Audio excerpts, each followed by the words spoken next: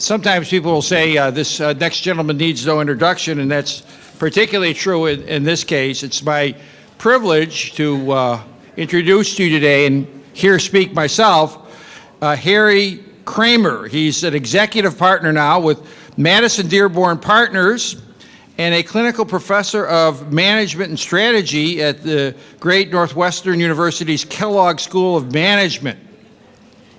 Mr. Kraemer is the author of a best-selling book entitled From Values to Action: The Four Principles of Values-Based Leadership.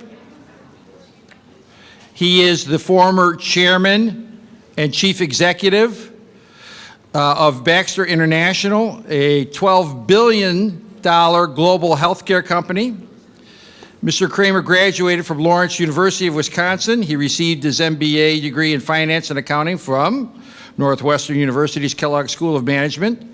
And Mr. Kraemer lives with his wife, Julie, and their 5 children in Wilmette, Illinois. And he's going to talk about the important topic of becoming a values-based leader. Let's welcome Mr. Kraemer.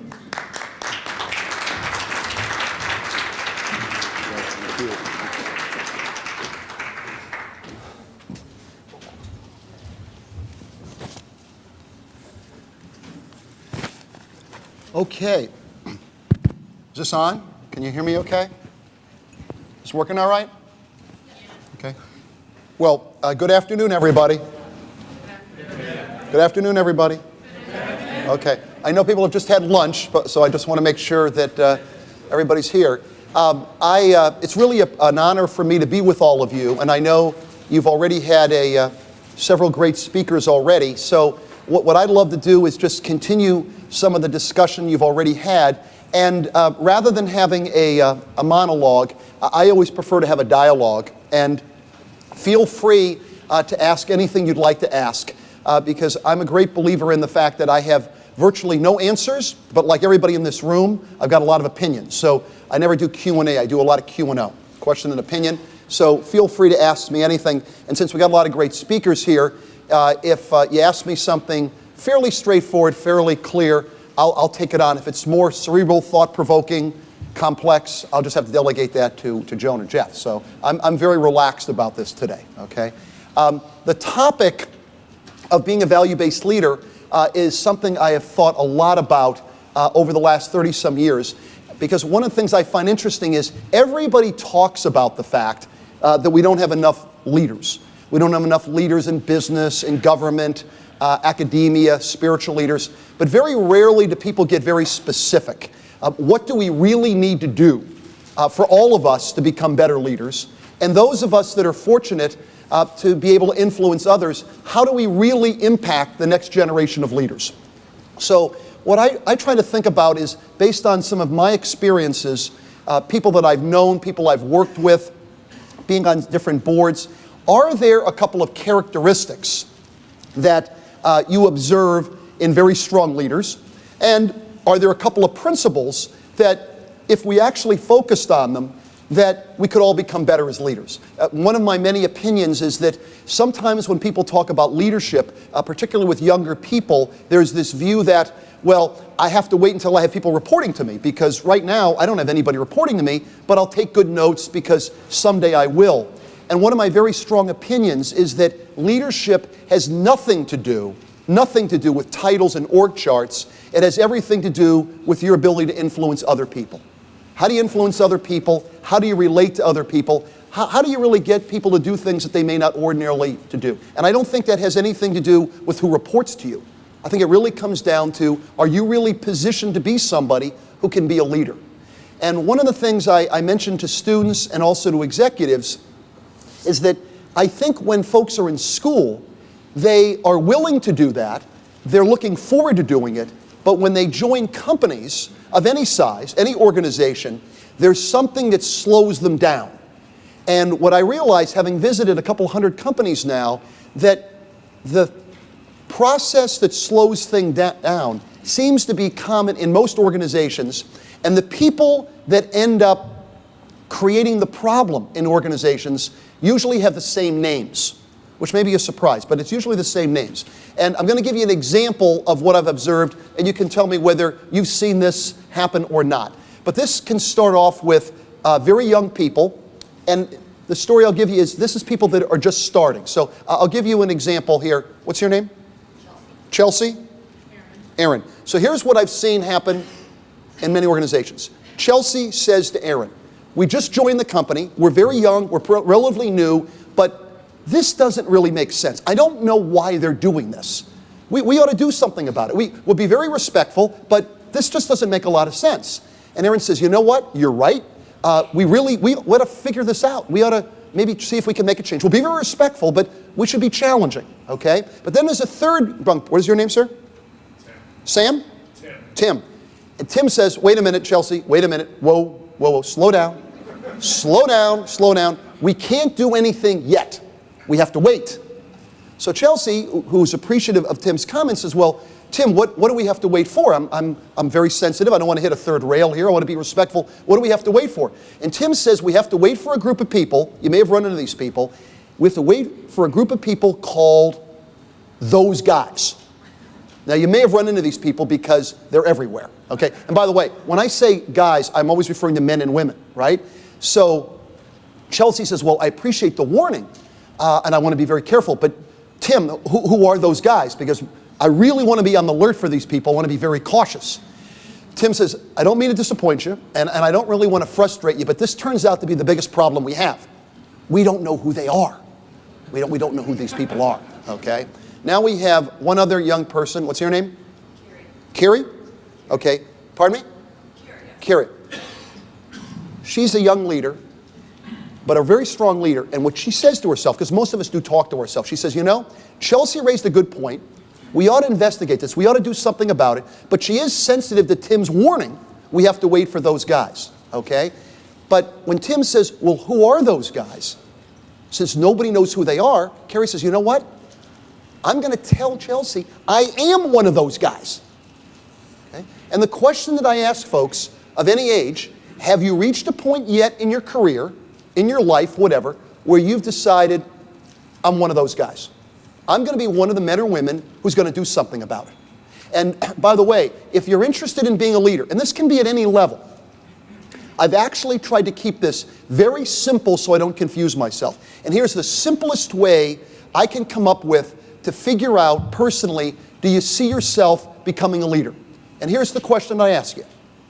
Whatever you're doing, doesn't really matter what your activity is, are you watching a movie or are you in the movie? It's actually that simple, right? Because if you're watching the movie, okay, an example I'll give is Joan and Glenn and I were working together and we're having lunch in the cafeteria and Glenn says, why are they doing this? Joan says, you know, I don't know, it really doesn't make a lot of sense. And I said, well, you know what, Glenn, I have no idea why they're doing that. And so not only are we watching the movie, we're actually writing a movie review, right? Because we actually know how screwed up things really are. And so we're writing a movie review. Now, if we're in the movie, it's very different, right? If we're in the movie and Glenn says, I don't know why we're doing this. Joan says, you know what? Let's ask him. Let's figure it out. If there's a better way to do it, let's suggest a topic, okay? Because we're not watching the movie. We're actually in the movie, all right? We're not going to be reactive. We're going to be proactive. So I'm always trying to figure out with people of any age, have you realized you're one of those guys? As opposed to, well, that doesn't make sense. They better do something about it. Well, who is they? Okay? Are you one of those guys? Are you watching a movie? Or are you in a movie? And I'm pretty convinced there's a lot of people, they love to write movie reviews. There's not that many people that are willing to step up and say, yeah, I'll take it.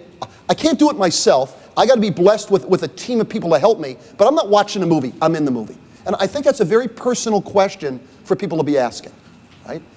Now, if I think about people that I've been fortunate to work with, work for, read about in terms of people with strong values, I come up with what I call 4 principles. Now, I said up front, these are opinions because there's many ways to do this. Many people have thought about this. That's why I always say opinions, not answers. But I got 4 principles I'll share with you. I'll define them, and then again, challenge it. Feel free to ask a question about it. But I got 4 principles. And I'll name them, and then I'll try to define them. But 4 principles that I focus on. The first one is what I refer to as self-reflection. The second one is balance. The third one is having what I call true self-confidence. And the fourth one is genuine humility. And what I'll try to convince you of, if you're the type of person that can make some progress on each of these, I think you're prepared, well on your way to running anything. Large, small, private, public, for-profit, not-for-profit, domestic, global, I don't think it really matters, okay? But you should challenge that because, as I said, these are opinions. So the first principle for me is what I refer to as self-reflection. Now, even though I don't know most of you in the room, I would guess that most people in this room have at least 3 or 4 times the number of things you'd like to do than you're ever going to get done. I don't mean to disappoint you after lunch on a Wednesday, but if you think about your schoolwork, your career, maybe your family, maybe your spirituality, maybe your health, a little bit of exercise, maybe a little bit of sleep, a little enjoyment, maybe, I don't know, we have some people in this room who realize we really are here for a blink of an eye, and maybe we've got a moral responsibility to make a difference while the short time we're passing through. I could go on and on. There's a lot to do. Now, when there's a lot to do, and the light goes on, you may not be able to get everything done, the typical response is, well, I'll just go faster and faster, right? This is where the multitasking kicks in, right? I'm driving down here from Evanston, I'm on the expressway. If you actually take the time to look at other cars on the expressway, okay, you may have trouble doing it because you're driving, but if you look, you realize, you know, people are driving, they're texting, they're eating a sandwich, you know, one guy was shaving. There's a lot going on, right? It's a moving car. Why? Because we've got a lot to do. And if I go fast enough, and by the way, we've got all these devices too, right? Let's not forget, we got the iPods, iPads, Blackberries, Blueberries. We got all these devices, which the great lie was this was going to help us. But really what it does, in my estimation, is it helps us go faster and faster. And the question that I ask folks to think about, you may want to just jot it down, take a walk, think about it. Have each of us confused activity and productivity? There's no question we're active. I mean, it's amazing. We're in perpetual motion, okay? But do we know how productive we are? Or are we moving so fast, that would take time to figure out, and we don't have that time, so let's just keep moving, right? Which gets me to the first principle, which is self-reflection.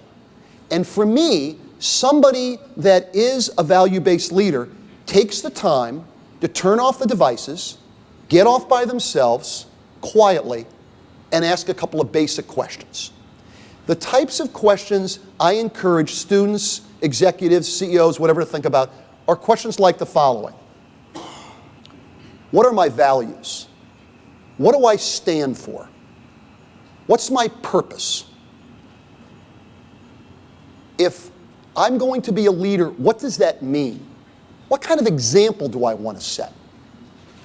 I cannot think about these things while I'm doing 10 other things, right? And by the way, I actually am a great believer in that leaders keep things simple, okay? There's a tendency sometimes for people to make things complicated, and as Jeff knows, the people that are the leaders, they figure out how to keep things simple, right? We've all worked, I'm sure Jeff's had, where people will come up to me and say, Harry, I need to talk to you. This is very, very complicated. And I usually say, well, I got a better idea. Why don't you go back to your office, figure out how to make it simple, then we'll talk about it, right? But every once in a while, Harry, no, this is very complicated. And you have to explain, Joe, that's why we have you. That's why we call it work, right? And in fact, Joe, if it was already simple, we may not need you, okay? Or here's the other expression you'll hear. You know, I'll make it up because Glenn's a great guy, so I'll tease Glenn. Somebody will say, what kind of guy is Glenn? This is not true, but I'm just making this up. I say, well, Glenn's a great guy, but the problem is Glenn can get a little bit lost in the trees. Glenn may not see the forest. Are you familiar with that expression? Lost in the trees, may not see the forest? I've worked with some people, maybe Jeff has, they've never gotten to the trees. These are the people that are in the root system, okay? And a question to ask yourself is, how good are you at getting from the roots to the trees to the forest? Can you put things in perspective? What are we trying to do globally, holistically, putting things in perspective? Because if you can't do that, it's pretty hard to lead anything. And I think putting things in perspective and getting an understanding of what is your purpose, what really matters, I think is the first step in being a value-based leader. Now, whether I'm talking to younger people or executives, the pushback I'll usually get is, well, Harry, that sounds great, but the problem is I don't have the time. I just don't have the time. And the question I ask people is, realistically, honestly, is it that we don't have the time, or do we not want to do this? Because this could get a little sensitive, right? The difference between what I say is important and where I'm actually spending my time, I'm not so sure I want to think about that. That could get a little uncomfortable. But we're talking about leadership. Leaders are willing to be uncomfortable. Leaders are willing to push themselves. That's what leaders do. And by the way, when we say we don't have enough time, most of us commute someplace. A lot of people try to exercise every day. Some of us actually pray or meditate. Is it we don't have the time, or do we not want to do it? Okay? Now, the other great thing about teaching, I realize, is that it's good to define what something is not. So when I say self-reflection, just for clarity, this is not self-absorption. This is not spending hours contemplating your navel. Okay? No, this is what are your values and what are you going to do about it? Okay? That's why I call it from values to action. What are you going to do about it? And sometimes folks will ask me for an example, and as I said up front, I don't have a lot of answers. I got a lot of opinions. One of my strong opinions on this one is it doesn't take that much time. Okay? Now, some of you have morning people or whatever. I'm one of these late night guys. Maybe it's 5 children, maybe it's a lot of activities, a lot of boards, teaching. So I'm sort of on the same schedule I was when I was in graduate school. This for me is an activity that happens around midnight. Things have calmed down, got through the email, the phone calls, whatever, and I will take 15 minutes. Again, not hours, I'll take 15 minutes, and it's a little bit of what I call self-examination, okay? And I will ask myself a series of questions every night. What did I say I was going to do today? What did I actually do? What am I proud of? What am I not proud of? How did I lead people? How did I follow people? If I lived today over again, what would I have done differently? And then the last question, when you get to my age, is if I have tomorrow, being fully aware sooner or later I won't, but if I do have tomorrow, and if I'm a learning person, based on what I learned today, how will I operate tomorrow?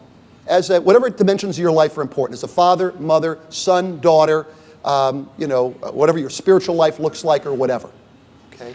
This whole idea of being self-reflective. Now, some people that have known me for a long time would say, boy, for a guy who was a math major, accounting, CPA, CFO, this sounds a little philosophical. I mean, where's the hardcore math to this? Where's the number side of this?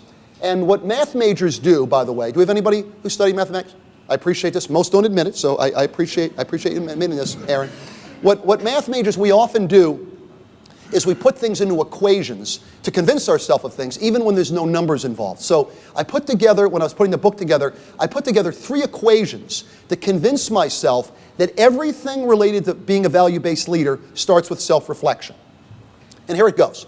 The first part is, if I'm not self-reflective, is it possible for me to know myself? I would doubt it. The second part is, if I don't know myself, is it possible for me to lead myself? I would doubt that. And the third part is, if I can't lead myself, how could I possibly lead other people? Aaron, A then B, B then C, C then D, transitive property of equality, it matters. Okay? This whole idea of I have to be able to take the time. And by the way, when some folks will ask, or executives will say, well, boy, this whole self-reflection thing, give me a practical benefit of it.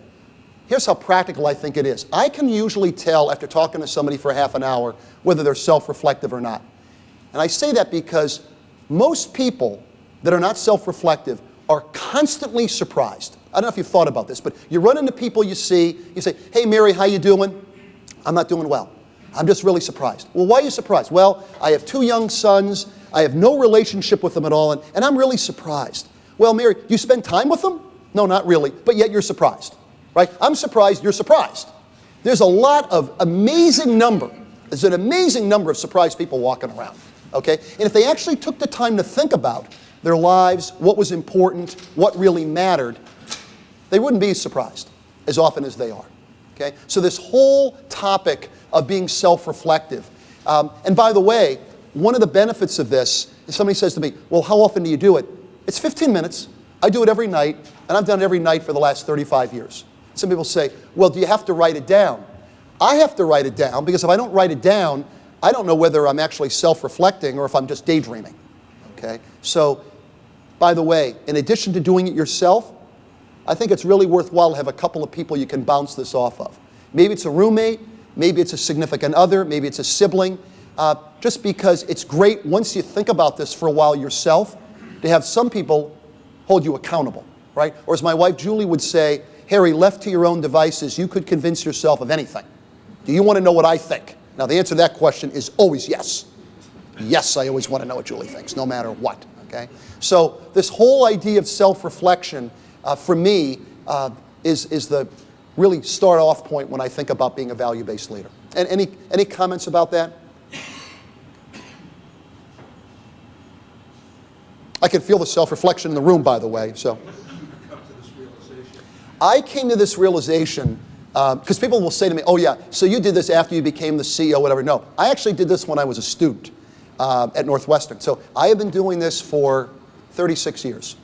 36 years. And now the little story that goes along with it, I'll mention, is that I went to a small college in Wisconsin, Lawrence University, and when I was a senior, I met a young girl who was a freshman. I always admit it, I was a senior. I met her first day of college. I met her. I had a great job. I ran the circulation desk at the library. You couldn't take a book out if I didn't know who you were. It was an amazing job. So I met this young lady. I started dating her. I graduate. I come to Chicago. Well, she's still got 3 more years, right? So this is 36 years ago. You could do this then. I used to hitchhike up from Chicago up to Appleton, Wisconsin every 3rd weekend. So I did this for a couple months, and I got a phone call from her father, who was up in Minneapolis, Minnesota. And he said, I know what's going on. I know you're dating my daughter. You're a graduate student.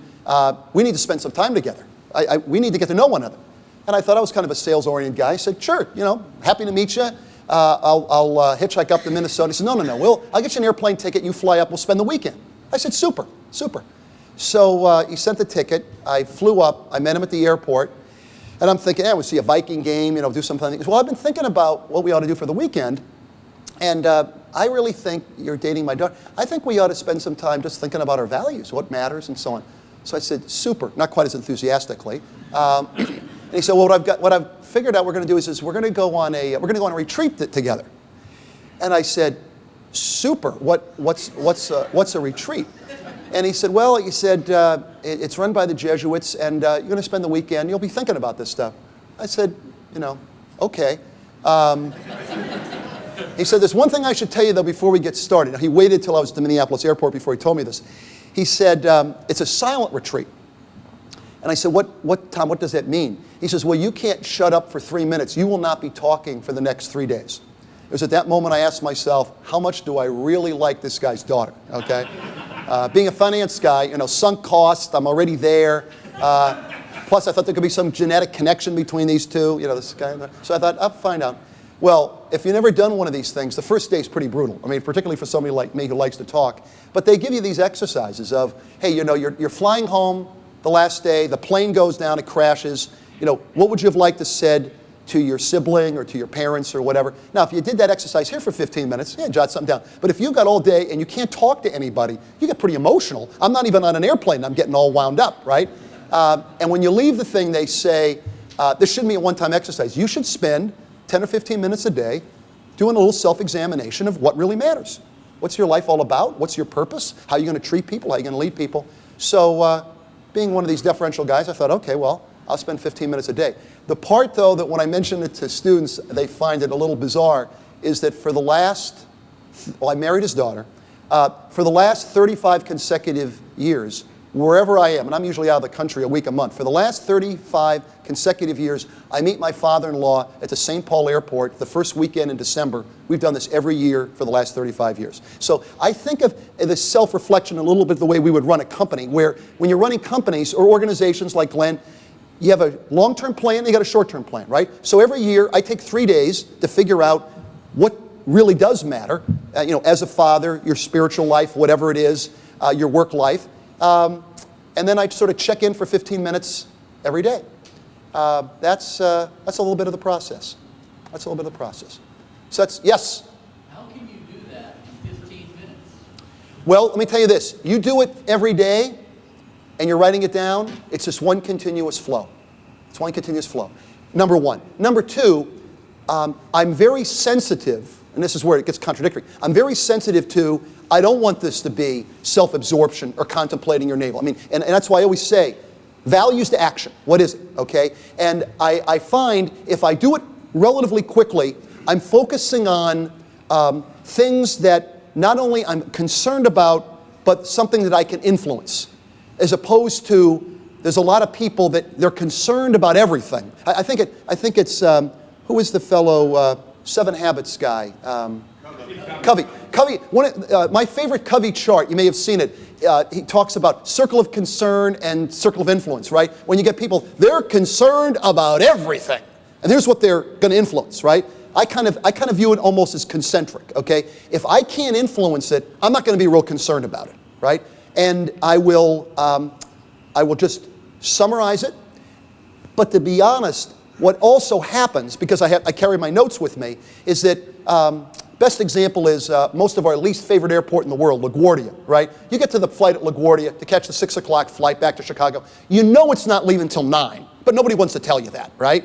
You can either get really wound up and walk around, or I find a quiet spot, I'll get a Diet Coke. The plane's going to leave when it's going to leave, and I'll just go through my notes for the last couple weeks. Okay, what kind of a father have I been? What kind of a Christian am I? What kind of a leader am I? Whatever I'm sort of trying to think in a concrete way. And times that I spend a lot more time than that, I don't find it all that productive, because I start to worry. Then now I'm going to start to contemplate my navel here, right? So it's that balance for me. Which is a great lead into the second principle, which is balance. And the way I would characterize this one for you is, we could talk about any topic this afternoon. We could talk about North Korea and Sony. We could talk about the Ukraine. We could talk about Lance Armstrong. Any topic you bring up, and I mean any topic, immediately people have very strong opinions. Very strong opinions. The problem I find with people with very strong opinions is that often they have very little understanding of other perspectives. So the second principle for me, once you're self-reflective, is taking the time to understand all sides of the story. And I slow down to say all sides, because when I first started teaching 8 years ago, I said the value-based leader takes the time to understand the other side. And one of the very smart students said, does that make the assumption there's only 2 sides? I said, that's a great point. I'll never say the other. There's multiple sides to the story, okay? Or I think Covey describes it as seek to understand before you're understood, right? So if I'm the leader, and this is my team, by definition, I'll make the final decision, right? But I'm going to make a much better decision if I can say, Chelsea, what do you think? Aaron, what do you think? Tim, wait a minute, say that again, Aaron? I think that's it, right? Because most leaders realize I very rarely come up with the answer myself, but I'll recognize it if I hear it, right? And by the way, Erin's only going to tell me if she actually believes I really want to know. Because there's a lot of people walking around saying, hey, I really want to know what you think. But then you realize, hey, the last time that person changed their mind was 20 years ago, right? So why would I even waste my breath? Okay, she has to, this is a big point on leadership. She has to actually believe I have absolutely no need to be right. I'm fanatically focused on trying to do the right thing, right? So this whole idea of balance, of understanding multiple perspectives. And it's interesting because executives will say, well, boy, Harry, I get the concept, but Harry, are we going to make decisions quickly? Or are you going to get the opinions of folks on your team? And I always tease in my classes, if you answer yes quickly, you always get partial credit. Because the answer is always yes. Okay? And the example I'd give is it's 12:30. And if Jeff's my boss and he says, Harry, I need a decision from you at 12:45. I'm going to tell my team, I'm going to Jeff in 15 minutes. Okay? So back up the truck really quick. Tell me what you think. We're not wasting a lot of time. Okay? So we will move quickly. And the team, by the way, Tim may say, Harry, you've only got 14 minutes now. I think on this one, Chelsea's probably the expert. Get to Chelsea before you get back to Jeff. Okay? The other one that'll come up sometimes is that a senior person will say to me, Harry, you know, I don't know about this because I've got 20 years of experience and my current team, nobody has more than 2 years. And I'm concerned the majority of these folks are going to want to do something when I don't think we should. And I'm a little sensitive to getting everybody's opinion. I think the majority aren't going to want to do it. And so here's another opinion. 2 words I never confuse are leadership and democracy. I never confuse these two, right? But you run into somebody. What's your name? Anthony. You run into Anthony. Anthony says, you know, Harry, I hear you, but I kind of want to run my team as a democracy. So I said, well, Anthony, I always throw out little tips. If you want to run it as a democracy, one tip, just have an odd number of people on your team. Works perfect. 5 to 2, we can do it. 3 to 4, I wish we could do it, but we really can't. But then you have to sit down with Anthony and say, Anthony, I don't mean to be negative, but we're not going to need you. See, we can replace you with a vote counter. Okay? The whole reason we got you is that sometimes the entire team is going to want to do something, and in a very respectful way, you're going to explain to them why we're not going to do it. Okay? That's what leadership is all about. Okay? And by the way, what I have found is most people, if they have the ability to give their opinion and explain what they think, and if you tell them you're not going to do it and why, and give them a good explanation as to why, they're okay. Most people don't expect to have their way, but they do expect to be respected, right? If Chelsea's my boss and I recommend her to go north and she goes south, as long as she explains to me, Harry, here's why I'm not going north, here's why I'm going south, that's okay. You're the leader. But don't put me in the position of recommending you to go north, and Tim says, well, why is she going south? And in a lot of organizations, the response is, you think I'm going to know? You think she's going to tell me? You think I'm going to ask? No, in our organization, Chelsea's going to say, Harry, here's why I'm not going north, here's why I'm going south. Okay? That's where the respect comes from. Okay? So this whole idea of balance. Balance. And by the way, this balance, as an opinion, applies not only to any work decision, I think it applies to your life decision. Right? One of the things I often tease, most companies, and for those of you that have operated and seen organizations, it's fascinating some of the expressions that people talk about. I don't know if you've seen this in companies you've worked for, but one of the ones that confuses me the most is a lot of companies, organizations talk about this interesting topic called work-life balance. I don't know if you've heard about this concept. It's sort of interesting. Work-life balance. You're either working or you're living. Okay? And some of us are working enough that that's not living, that's a little problematic. Right? So I never think about work-life balance. I think about it as life balance, right? Because most people in this room are trying to balance their life. So you think about, what am I trying to balance? It may be your education, it may be your job, your family, your spirituality, your health, whatever that happens to be, okay? And taking the time to think about it. But the reason I always start up with self-reflection is that I'm sure this will happen with friends of yours, relatives, somebody who will come up to you and they care about you, they'll say, you know, honestly, I'm having trouble balancing things. I truly am having trouble balancing things. My opinion is most people I know that are struggling with balancing things in their life haven't been self-reflective enough to figure out what they're trying to balance, right? Because they haven't thought about it. No wonder you're out of balance. That's balanced perspective. Any comments about balance? Or are you still being self-reflective? I don't know where I left off people here. Okay. Anything on balance? Okay. The third principle is what I refer to as true self-confidence. And if I had a blackboard, I double underline the word true. True self-confidence. And often people will ask, executives will say, oh, what's the true thing? You're either self-confident or you're not. I don't know if it's happened to you, but some of us have worked for people who can act very self-confident, who have no self-confidence at all. I'll put them under the bucket of the macho, do what I told you to do, I've never made a mistake crowd. You may have run into these people, okay? I'm not talking about that at all. And the question that I ask you to think about, reflect on, take a walk, do you have true self-confidence? This is not an interview, this is not a show. You're off by yourself, you look in the mirror, do you have true self-confidence? And I'll give you a couple ways to think about it, because I think it's an enormous part of whether you're becoming a value-based leader. For me, the easiest way for me to think about it is what I call the obvious, which is there will always be people brighter than I am, more athletic than I am, more articulate than I am, but I'm okay. I know what I know what I don't know, I'm a learning person, I'll get better each and every day. Good to describe what this is not. This is not egotistical, it's not arrogant, it's not obnoxious, nor is it complacent. Okay, no. I'm pretty good, but I need to get a lot better. And I can get better each and every day I'm given. I'm a work in process. Okay? Now, if you really want to push yourself on do you have true self-confidence, 2 questions you can ask yourself that'll help out a lot. Question number 1, regardless of where you are in life, have you reached a point yet where you're comfortable saying, I don't know? Glenn, I don't know. How soon do you need an answer?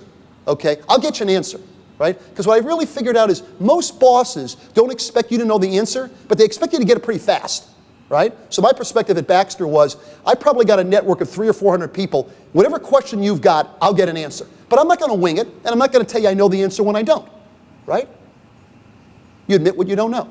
The second question is, have you reached a point yet where you're comfortable saying, I was wrong? Forget what I said. What Joan said makes more sense. Let's do what she said. Not trying to be right, trying to do the right thing. And if you can get to that point, it's like getting rid of an anvil, all right? Because think about people you've worked with. They have to be right. They can never admit they're wrong.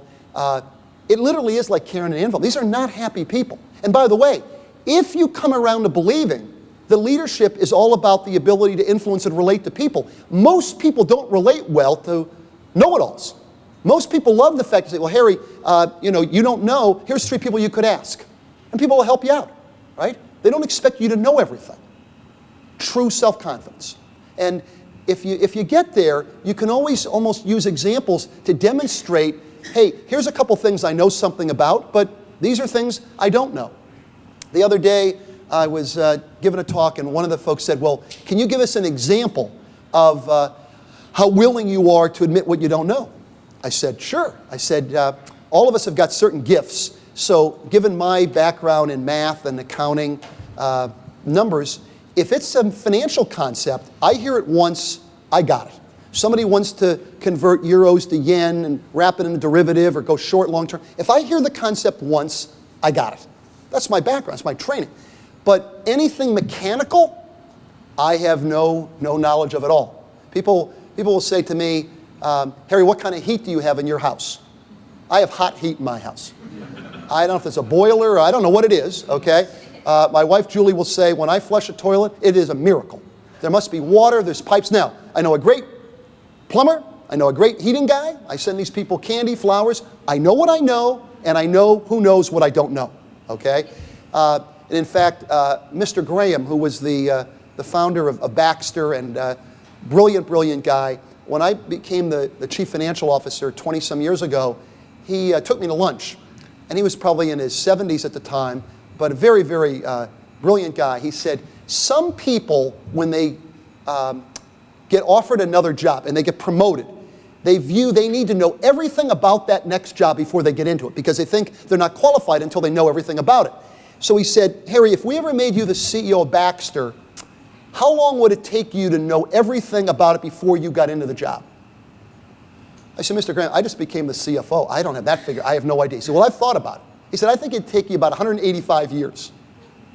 He said, but I got great news for you. And I think this is applicable to all of us, because I've remembered this now for 20-some years. He said, in any job, there's only 2 things you have to know. He said, the first thing you have to know is, what do you know and what are you really, really good at? And the second thing you have to know is, who knows what you don't know? I said, Mr. Graham, I'm going to be great at this. I got like 500 people who know everything I don't know. You know what you know, and you surround yourself with the people who know what you don't know. And you admit it, okay? It makes it a lot of fun. It helps you relate, you can influence, and you can lead. Last, final, genuine humility. So we're reflective, we're balanced, we got true self-confidence. We come to the genuine humility piece, which I think is a hallmark of a value-based leader. And here's the way I would think about this. If I asked everybody in the room, I know we got a lot of accomplished people here, if you say, how did you get to where you are so far? You know, you're a student, you got great grades, you may have a great summer internship, or, you're going to a full-time job, wherever you happen to be. How did you get to where you are so far? I've asked this now thousands of people, young, intermediate, senior, a lot of different countries. Fascinating enough, you always get the same first 2 responses. And the first 2 responses are always, how did I get to where I am? I worked very hard, and I have certain skill sets. And the combination of working hard and having a couple of skill sets, that's how I got to where I am. Now, if you think about it quickly, you say, yeah, that kind of makes sense. But now that everybody in this room has been self-reflective, we get a little bit more self-reflective about this. And I had 4 more things. Maybe my colleagues had some of these. But there were 4 things in addition to working hard and skill sets that impacted me. The first one was luck. Let's pause a moment on luck. For me, huge. Second, timing. Being in the right place at the right time was huge. Okay? there were several times, if I'm honest about it, that I got promoted, and the person who was in the job before me, when they were in the job, they accomplished nothing. You replace these people, you look like a water walker, okay? Just breathing, can look pretty good, okay? The third one, the team, okay? I was blessed with some amazing teams, and if you really believe as a leader, your whole purpose is develop, train, give feedback to people. I had some great teams. If I didn't have those teams, never would have been promoted. And then the fourth one is a little bit more personal, but for some of us, there's a spiritual dimension.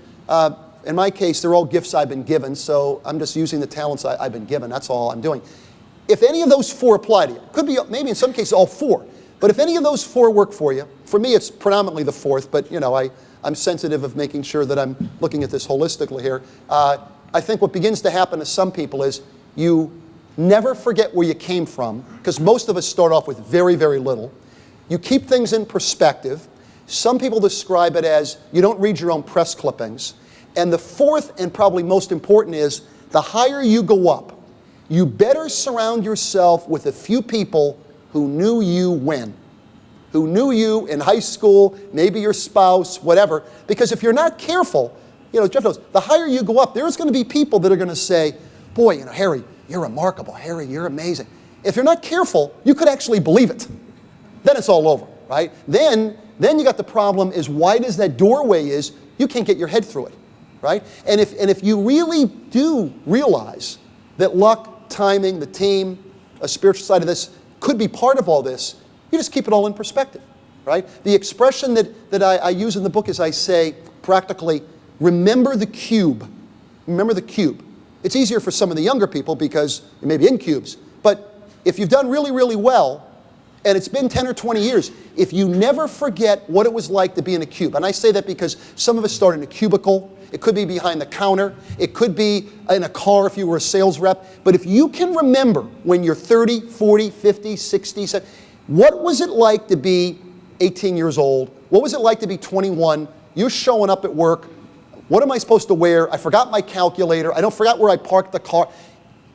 But there were people who took you to lunch, there were people that held your hand and helped you out.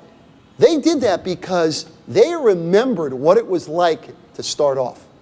And if you never forget that, and I mean you never forget that, your ability to relate to people, influence people, and lead people is exponential. The example that I love to give to the students, my office with Madison Dearborn now, private equity firm downtown, we're on the 46th floor of one of the buildings downtown. And I always know when it's 10 o'clock at night, because right at 10 o'clock at night in our building, the cleaning crew comes in. Now, it'd be very easy to say, oh, boy, I thought I was going to catch the 9:30 train. It must be 10 o'clock, because it's always 10 o'clock. I better get out of here. But if you're a little reflective, you say to yourself, you know, this building would not look the way it does if it wasn't for these three people, right? How hard would it be? Thank them for what they're doing. Empty out 8 or 9 trash baskets with them. They don't speak English. I don't speak Polish. But by the way, I'll show you some pictures of the 5 children. Thank them for what they're doing. And by the way, this is not difficult because I am, maybe it's a self-reflection, I'm amazingly aware that if it wasn't for luck, timing, the team, and the spiritual dimension, I could easily be part of the clean crew. You never forget that every single person matters. And the problem is, there's a lot of people that say, well, everybody matters, but the way they treat people, they either don't believe it or they don't even know what they're talking about. No, you actually live it. And the thought process for me is, leadership isn't a destination, it's a journey. You can get better every day. So if I can become a little more self-reflective, a little more balanced, have a little bit more true self-confidence, at the same time I have genuine humility, I think I'm kind of on my way. I think I'm kind of on my way because I'm starting to figure out how to lead myself so I can start to lead other people. Okay? So that's 4 principles. There's a lot of ways to think about it, but I think we're going to have a little panel. Thank you.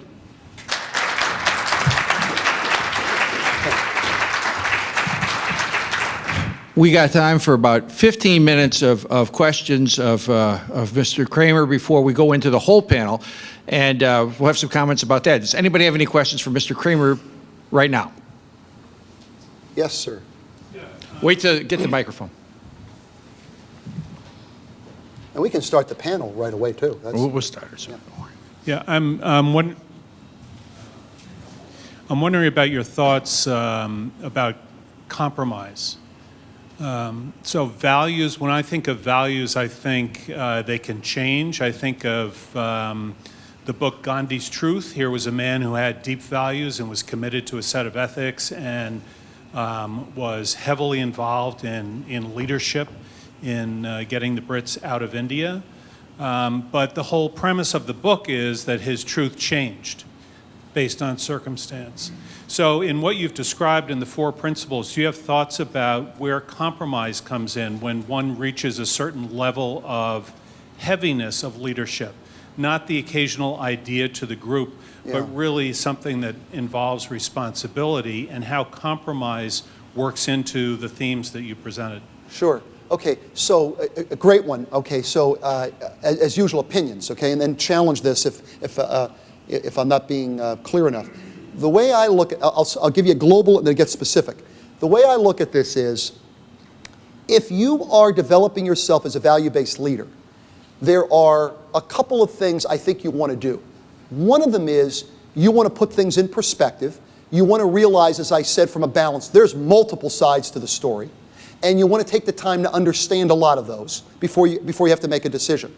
And I often think about things that we all deal with. I put them under the categories of things that we wish we didn't do, but we do. I put them under the buckets of worry, fear, anxiety, pressure, and stress.